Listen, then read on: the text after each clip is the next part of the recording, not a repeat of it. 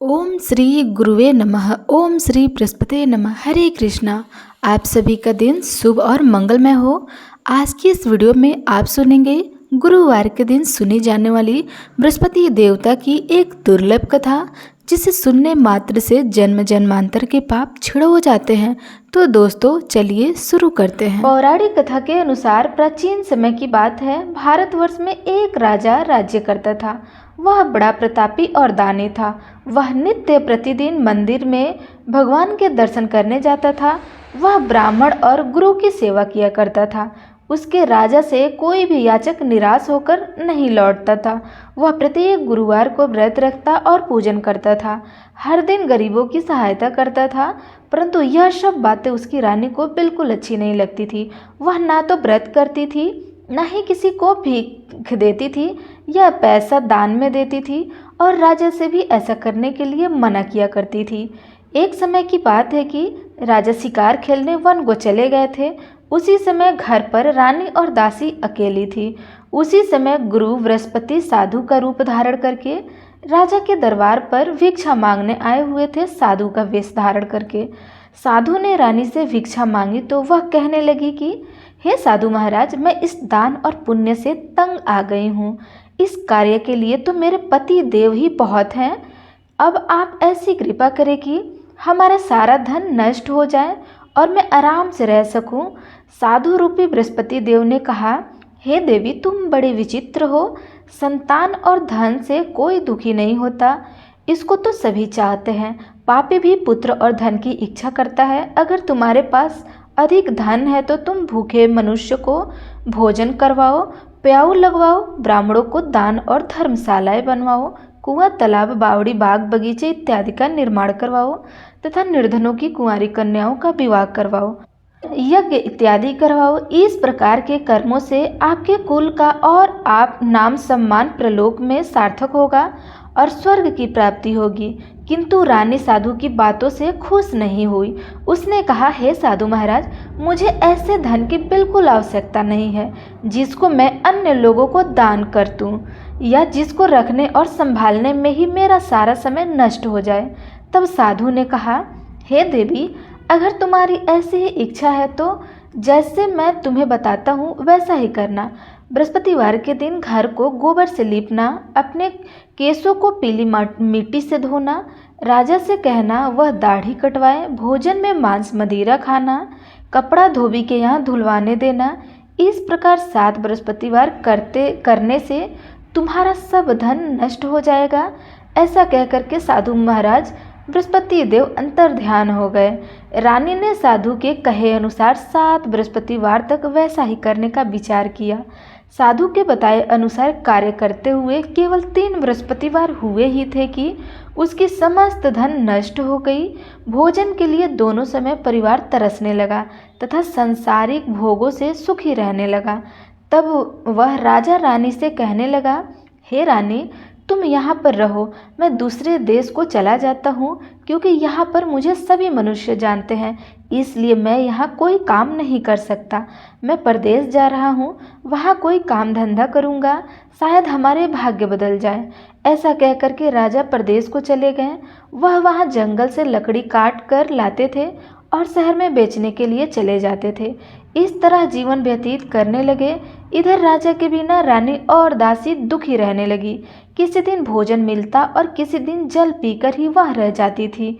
एक बार रानी और दासियों को 7 दिन तक बिना भोजन के रहना पड़ा तो रानी ने अपनी दासी से कहा, हे दासी, यहाँ पासी के नगर में मेरी बहन रहती है, वह बड़ी धनवान है। तुम उसके पास जाओ और वहाँ से 5 सिर बेसर मांग कर ले आओ, जिससे कुछ समय के लिए गुजर बसर हो जाए। दासी रानी की बहन के पास गई। रानी की बहन उस समय पूजा पाठ कर रही थी। दासी ने रानी की बहन से कहा, हे रानी, मुझे आपकी बहन ने भेजा है, मुझे 5 सेर बेसर दे दो। दासी ने यह बात अनेक बार कही, परंतु रानी की बहन ने कोई उत्तर नहीं दिया, क्योंकि उस समय वह बृहस्पतिवार की कथा सुन रही थी। जब दासी को रानी की बहन से कोई उत्तर नहीं मिला तो वह बहुत दुखी हो गई। उसे क्रोध भी आया।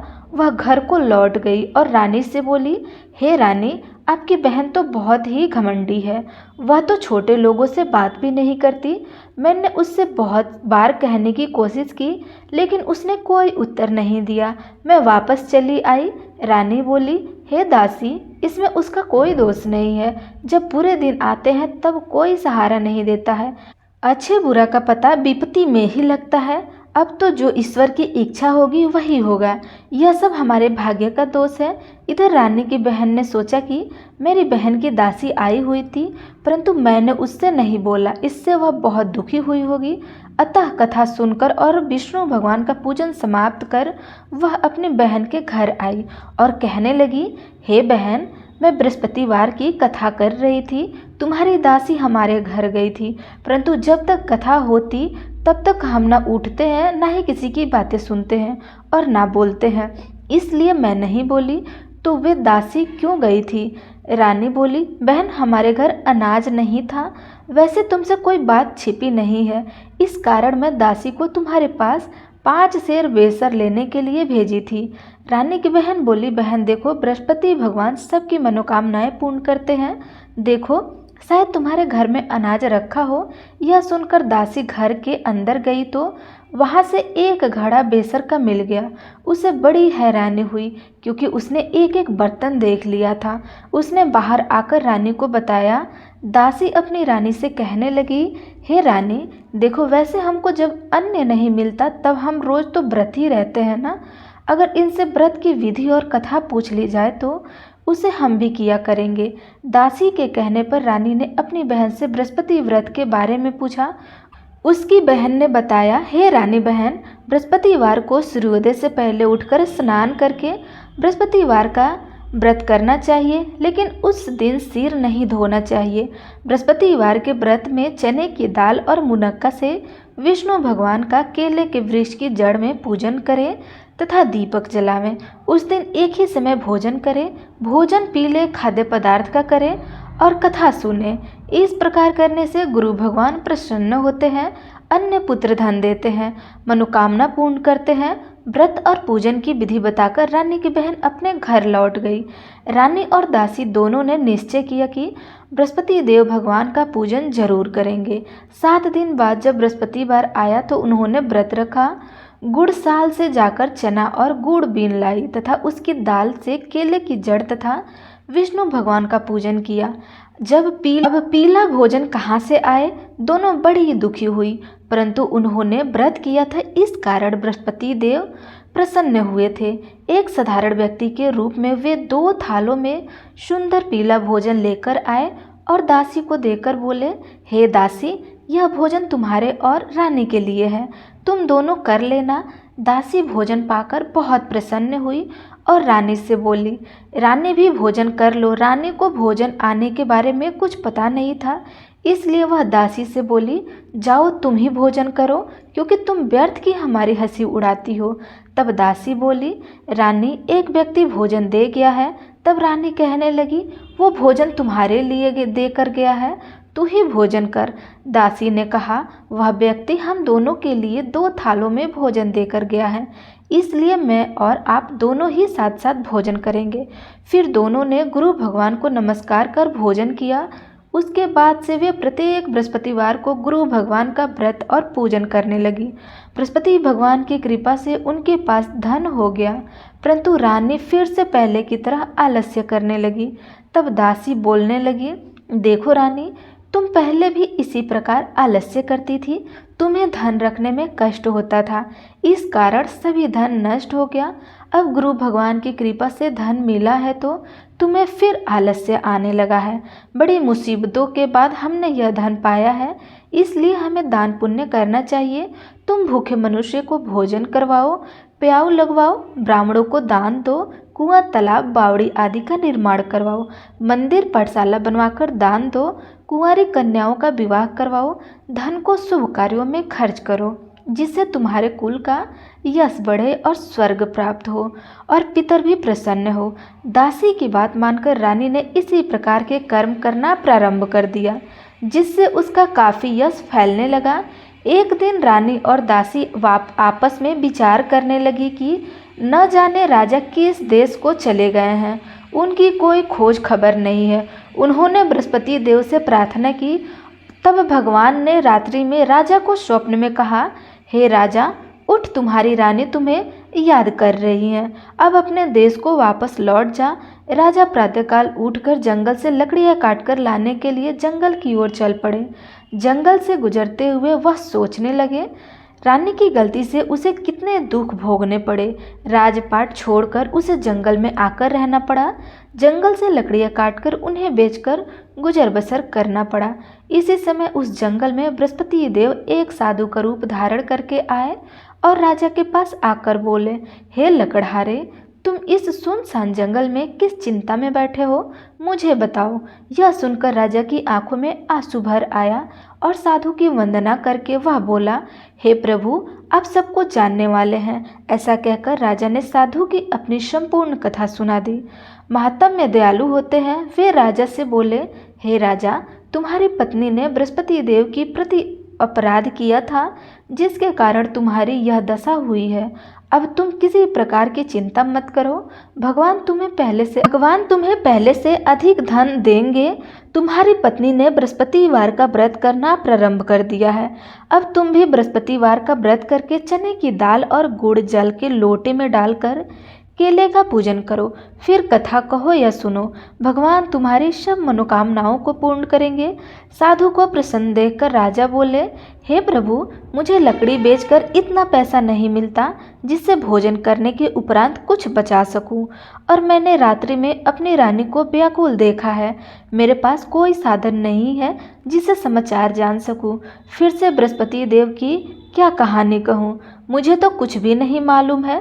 साधु ने कहा, हे राजा, तुम किस बात की चिंता मत करो। बृहस्पतिवार के दिन तुम रोजाना की तरह लकड़ियां लेकर शहर में जाओ। तुम्हें रोज से 2 गुना धन अधिक प्राप्त होगा, जिससे तुम भली भांति भोजन कर लोगे और बृहस्पति देव की पूजा का सामान भी आ जाएगा। बृहस्पतिवार की कथा इस प्रकार है। प्राचीन काल में एक बहुत ही निर्धन ब्राह्मण था। उसकी कोई संतान नहीं थी। वह नित्य पूजा पाठ करता, परंतु उसकी पत्नी बहुत मलिनता के साथ रहती थी। वह ना तो स्नान करती और ना ही किसी देवी देवता का पूजन करती थी। प्रातःकाल उठते ही सबसे पहले भोजन करती, बाद में कोई अन्य कार्य करती थी। ब्राह्मण देवता बहुत दुखी रहते थे। पत्नी को बहुत समझाते, किंतु कोई परिणाम नहीं निकलता। भगवान की कृपा से ब्राह्मण की पत्नी के कन्या उत्पन्न हुई। वह कन्या अपने पिता के घर में बड़ी होने लगी। वह बालिका प्रातःकाल स्नान करके भगवान विष्णु का जप करती। वह बचपन से ही बृहस्पतिवार का व्रत भी करने लगी थी। पूजा पाठ समाप्त कर स्कूल जाती तो अपने मुट्ठी में जौ भर कर ले जाती और पाठशाला जाने के मार्ग में डालती जाती। वही जौ सोने के हो जाते थे। लौटते समय उसको बीन कर घर ले आती। एक दिन वह बालिका सूप में उस सोने के जौ को फटक कर साफ कर रही थी। तभी उसकी माँ ने देख लिया और कहने लगी, हे बेटी, सोने के जौ को फटकने के लिए सोने का सूप होना चाहिए। दूसरे दिन गुरुवार था। उस कन्या ने व्रत रखा और बृहस्पति देव से प्रार्थना करके कहा, हे प्रभु, यदि मैंने सच्चे मन से आपकी पूजा की हो तो मुझे सोने का सूप दे दो। बृहस्पति देव ने उसकी प्रार्थना स्वीकार कर ली। रोजाना की तरह वह कन्या जौ फैलाती हुई पाठशाला चली गई। पाठशाला से लौटकर जब वह जौ बीन रही थी तो बृहस्पति देव की कृपा से उसे सोने का सूप मिला। उसे घर ले आई और उससे जौ साफ करने लगी, परंतु उसकी माँ का वही ढंग रहा। एक दिन की बात है, वह कन्या सोने के सूप में जौ साफ कर रही थी। उस समय उस नगर का राजकुमार वहां से होकर निकला। इस कन्या के रूप और सोने के सूप में जौ को साफ करते देख वह उस कन्या पर मोहित हो गया। राजमहल आकर वह भोजन तथा जल त्याग कर उदास होकर लेट गया। राजा को जब राजकुमार द्वार अन्य जल त्यागने का समाचार मिला तो अपने मंत्रियों के साथ वह अपने पुत्र के पास आए और बोले, हे बेटा, तुम्हें किस बात का कष्ट है? किसी ने अपमान किया है क्या, अथवा कोई और कारण है? मुझे बताओ, मैं वही करूँगा जिससे तुम प्रसन्न हो। तब राजकुमार ने अपने पिता की बातें सुनी और बोला, मुझे आपकी कृपा से किसी बात का दुख नहीं है। किसी ने मेरा अपमान नहीं किया है, परंतु मैं उस लड़की के साथ विवाह करना चाहता हूँ जो सोने के सूप में जौ साफ कर रही थी। यह सुनकर राजा आश्चर्य में पड़ गया और बोला, हे बेटा, इस तरह की कन्या का पता न तुम ही लगाओ, मैं उसके साथ तुम्हारा विवाह अवश्य ही करा दूंगा। राजकुमार ने राजा को उस लड़की के घर का पता बतलाया। मंत्री उस लड़की के घर गया और राजा का आदेश ब्राह्मण को सुनाया। कुछ दिन बाद ब्राह्मण की कन्या का विवाह राजकुमार के साथ संपन्न हो गया। कन्या के घर से जाते ही उस ब्राह्मण देवता के घर में पहले की तरह गरीबी का वास हो गया। अब भोजन के लिए भी वह बहुत मुश्किल से मिलता था। एक दिन दुखी होकर ब्राह्मण अपनी पुत्री से मिलने गया। बेटी ने पिता की दुखी अवस्था को देखा और अपनी माँ का समाचार पूछा।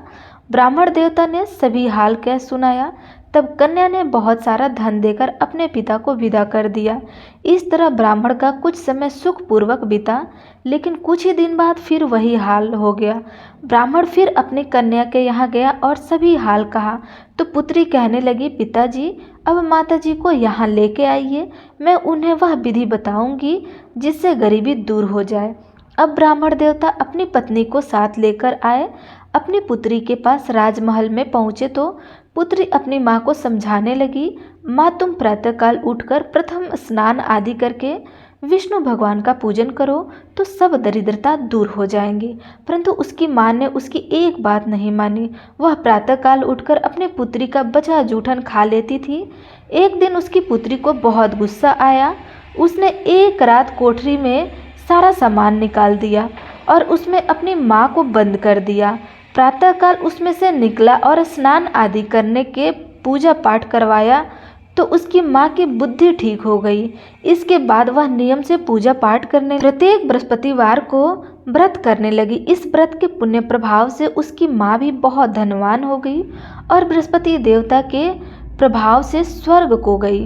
वह ब्राह्मण भी सुखपूर्वक इस लोक का सुख भोग कर स्वर्ग को प्राप्त हुआ। इस तरह कहानी कहकर साधु महाराज वहाँ से लोभ हो गए। धीरे धीरे समय बीतने पर फिर बृहस्पतिवार का दिन आया। राजा जंगल से लकड़ी काटकर किसी शहर को बेचने गए थे। उसे उस दिन और दिनों से अधिक ज़्यादा धन मिला। राजा ने चना गुड़ आदि लाकर बृहस्पतिवार का व्रत किया। उस दिन से उसके सभी कलेश दूर हुए। परंतु जब अगला गुरुवार का दिन आया तो वह बृहस्पतिवार का व्रत करना भूल गया। इस कारण बृहस्पति भगवान नाराज हो गए। उस दिन उस नगर के राजा ने विशाल यज्ञ का आयोजन किया था तथा अपने समस्त राज्य में घोषणा करवा दी कि कोई भी मनुष्य अपने घर में भोजन ना बनवाए और आग भी ना जलाए। समस्त जनता मेरे यहाँ भोजन करके आए। इस आज्ञा को जो ना मानेगा उसको फांसी की सजा दी जाएगी। राजा की आज्ञा अनुसार राजा के सभी निवासी राजा के भोज में सम्मिलित हुए, लेकिन लकड़हारा कुछ देर के बाद ही पहुंचा। इसलिए राजा को अपने साथ महल में ले गए। जब राजा लकड़हारे को भोजन करा रहे थे तो रानी की दृष्टि उस खूंटी पर पड़ी जिस पर उसका हार लटका हुआ था। उसे हार खूंटी पर लटका दिखाई नहीं दिया। रानी को निश्चय हो गया कि मेरा हार उस लकड़हारे ने चुरा लिया है। उसी समय सैनिक बुलवाकर उसको कैद खाने में डलवा दिया गया। जब लकड़हारा कारागार में पड़ गया तो बहुत दुखी होकर विचार करने लगा कि न जाने कौन से पूर्वजन्म के कर्म से मुझे यह दुख प्राप्त हुआ है, और उसी साधु को याद करने लगा जो जंगल में मिला था। तत्काल बृहस्पति देव साधु के रूप में प्रकट हो गए और उसकी दशा को देखकर कहने लगे, अरे मूर्ख, तूने बृहस्पति देवता की कथा नहीं की, इसी कारण तुझे दुख प्राप्त हुआ है। अब चिंता मत कर। बृहस्पतिवार के दिन कारागार के दरवाजे पर 4 पैसे पड़े मिलेंगे, उनसे तू बृहस्पति देव की पूजा करना तो तेरे सारे कष्ट दूर हो जाएंगे। अगले बृहस्पतिवार को उसे कारागार के द्वार पर 4 पैसे पड़े मिले। राजा ने पूजा का सामान मंगवाकर कथा कही और प्रसाद बांटी। उसी रात्रि को बृहस्पति देव ने उस नगर के राजा के स्वप्न में कहा, हे राजा, तूने जिस आदमी को कारागार में बंद कर दिया है वह निर्दोष है, वह राजा है, उसे छोड़ देना। रानी का हार उसी खूंटी पर लटका हुआ है। अगर तू ऐसा नहीं करेगा तो मैं तेरे राज्य को नष्ट कर दूंगा। राजा प्रातःकाल उठा और खूंटी पर हार टंगा देखकर लकड़हारे को बुलाकर क्षमा मांगी तथा राजा के योग्य सुंदर वस्त्र आभूषण भेंट कर उसे विदा किया। गुरुदेव की आज्ञा अनुसार राजा अब अपने नगर को चल दिए। राजा जब नगर के निकट पहुंचा तो उसे बड़ा ही आश्चर्य हुआ। नगर में पहले से अधिक बाग, तालाब और कुआं तथा बहुत सी धर्मशालाएं, मंदिर आदि बने हुए थे। राजा ने पूछा कि यह किसका बाग और धर्मशाला है। तब नगर के सब लोग कहने लगे, यह सब रानी और दासी द्वारा बनवाए गए हैं। राजा को आश्चर्य हुआ और गुस्सा भी आया। जब रानी ने खबर सुनी कि राजा आ रहे हैं तो अपने दासी से कहा, हे दासी, देख राजा हमको कितनी बुरी हालत में छोड़कर गए थे। वह हमारी ऐसी हालत देखकर लौट न जाए, इसलिए तू दरवाजे पर खड़ी हो जा। रानी की आज्ञा अनुसार दासी दरवाजे पर खड़ी हो गई। जब राजा आए तो उन्हें अपने साथ महल को ले गई। तब राजा ने क्रोध करके अपनी तलवार निकाली और पूछने लगे, बताओ यह धन तुम्हें कैसे प्राप्त हुआ है। तब रानी ने बताया, हमें यह धन बृहस्पति देव के व्रत के प्रभाव से प्राप्त हुआ है। राजा ने तब निश्चय किया कि 7 रोज बाद जो सभी बृहस्पति देव का पूजन करते हैं, परंतु मैं रोजाना दिन में 3 बार कथा करूंगा तथा रोज व्रत किया करूंगा। अब हर समय राजा के दुपट्टे में चने की दाल बंधी रहती थी तथा दिन में 3 बार वह कथा कहते थे। एक दिन राजा ने विचार किया कि चलो अपनी बहन के यहाँ हो आवे। इस तरह का निश्चय कर राजा घोड़े पर सवार होकर अपनी बहन के यहाँ चल पड़े। रास्ते में उसने देखा कि कुछ आदमी एक मुर्दे को लिए जा रहे थे। उन्हें रोककर राजा कहने लगे, अरे भाइयों, मेरी बृहस्पतिवार की कथा सुन लो। वे बोले, लो हमारा तो आदमी मर गया है, इसको अपनी कथा की पड़ी है। परंतु कुछ आदमी बोले, अच्छा कहो, हम तुम्हारी कथा भी सुनेंगे। राजा ने दाल निकाली और कथा कहना शुरू कर दिया। जब कथा आधी हुई तो वह मुर्दा हिलने लगा और जब कथा समाप्त हुई तो वह राम राम करके वह मनुष्य खड़ा हो गया। राजा आगे बढ़े, उसे चलते चलते शाम हो गई। आगे मार्ग में उसे किसान खेत में हल चलाते हुए मिले। राजा उनसे बोलने लगे, उसे चलते चलते शाम हो गई। आगे मार्ग में उसे किसान खेत में हल चलाता हुआ मिला। राजा उससे बोला, अरे भैया, तुम मेरी बृहस्पतिवार की कथा सुन लो। किसान बोला, जब तक मैं तुम्हारी कथा सुनूंगा तब तक 4 हरया जोत लूंगा। जा अपनी कथा किसी और को सुनाना। राजा आगे चलने लगा। राजा के हटते ही बैल पछाड़ खाड़ हो गए तथा किसान के पेट में बहुत जोर से दर्द होने लगा। उसी समय किसान की माँ रोटी लेकर आई थी। तो अपने पुत्र से सब हाल पूछते हुए बेटे ने सभी हाल बता दिया। बुढ़िया दौड़ी दौड़ी उस घुड़सवार के पास गई और उससे बोली, मैं तेरी कथा सुनूंगी, तुम अपनी कथा मेरे खेत पर ही चलकर कहना। राजा ने लौटकर बुढ़िया के खेत पर जाकर कथा कही, जिसे सुनते ही बैल खड़े हो गए और किसान के पेट दर्द भी बंद हो गया। जब राजा अपनी बहन के घर पहुंच गया, बहन ने भाई की खूब मेहमानी की। दूसरे दिन प्रातःकाल राजा जगा तो देखने लगा कि सब लोग भोजन कर रहे हैं। राजा ने अपनी बहन से पूछा कि ऐसा कोई मनुष्य नहीं है जिसने भोजन ना किया हो, जो मेरी बृहस्पतिवार की कथा सुन ले। तो बहन बोली, भैया, यह देश ऐसा है, पहले यहाँ के लोग भोजन करते हैं, बाद में अन्य कोई काम करते हैं। अगर पड़ोस में कोई हो तो देख रही हूँ। ऐसा कहकर के बहन देखने चली गई, परंतु उसे कोई भी ऐसा व्यक्ति नहीं मिला जिससे भोजन न किया हो। फिर वह एक कुम्हार के घर गई जिसका लड़का बीमार था। उसे पता चला कि उसके यहाँ 3 दिन से किसी ने भोजन तक नहीं किया है। रानी ने अपने भाई की कथा सुनने के लिए कुम्हार के यहाँ गई तो वह तैयार हो गया। तब राजा ने जाकर बृहस्पतिवार की कथा कही, जिसको सुनकर उसका लड़का ठीक हो गया। अब तो राजा की प्रशंसा होने लगी। एक दिन राजा ने अपनी बहन से कहा, हे बहन, अब मैं अपने घर जाऊंगा, तुम भी तैयार हो जाओ। राजा की बहन ने अपनी सास से अपने भाई के साथ जाने की आज्ञा मांगी तो सास बोली, चली जा, परंतु अपने लड़के को मत ले जाना, क्योंकि तेरे भाई की कोई संतान नहीं है। बहन ने अपने भाई से कहा, भैया, मैं तो चलूंगी, परंतु कोई बालक नहीं जाएगा। राजा ने कहा, जब कोई बालक ही नहीं चलेगा तब तुम भी जाकर क्या करोगी। फिर दुखी मन से राजा अपने नगर को लौट आया। राजा ने अपनी रानी से कहा, हम निसंतान हैं, इसलिए हमारे घर कोई आना पसंद नहीं करता है, हम निर्वंशी राजा हैं। ऐसे कहकर वह बिना भोजन आदि किए सैर पर लौट गए। रानी बोली, बृहस्पति देव ने हमें सब कुछ दिया है, वे हमें संतान भी अवश्य देंगे। उसी रात बृहस्पति देव ने राजा के स्वप्न में कहा, हे राजा, उठ, सभी सोच त्याग दे, तेरी रानी गर्भ से है। राजा को यह जानकर बड़ी प्रशंसा हुई। 9वें महीने रानी के गर्भ से एक सुंदर पुत्र पैदा हुआ। जब राजा की बहन ने यह सुनकर समाचार सुना तो वह बहुत खुश हुई तथा बधाई लेकर अपने भाई के यहाँ आई। तभी रानी ने कहा, घोड़ा चढ़कर आई तो नहीं, आई गधा चढ़कर आई। राजा की बहन बोली, भाई, मैं इस प्रकार ना कहती तो तुम्हें संतान कैसे मिलता। बृहस्पति देव ऐसे ही हैं जिनके मन में जो कामना रहती है सभी को पूर्ण करते हैं। जो सद्भावना पूर्वक बृहस्पतिवार का व्रत करता है और कथा पढ़ता है, अवश्य सुनता है, दूसरों को सुनाता है, बृहस्पति देव उसकी सभी मनोकामनाएं पूर्ण करते हैं। बृहस्पति देव उनकी सदैव रक्षा करते हैं।